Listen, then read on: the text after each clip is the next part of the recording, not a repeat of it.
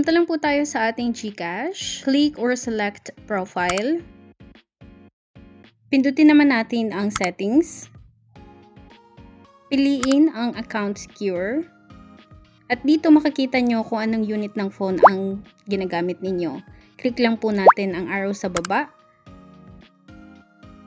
Click unregister phone. Once more, click yes, unregister. At madadirect po tayo sa ating GCash. Pakilagay lang po ng ating GCash number. Dito naman po ay pakilagay ng authentication code na isasend sa inyong GCash number. Kung hindi nyo po nakuha, click resend code. Halimbawa, na-receive nyo na ang inyong authentication code, pakilagay lang po dito.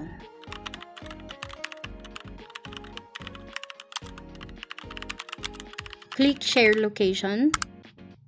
Click OK.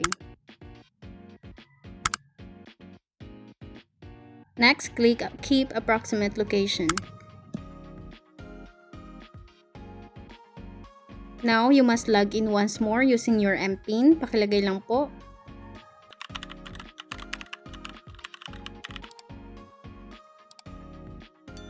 Madadirect po tayo dito sa account secure.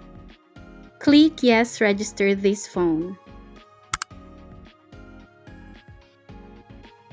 Tapos dito, sasendan po ulit kayo ng authentication code. Ilagay po ulit natin dito ang authentication number.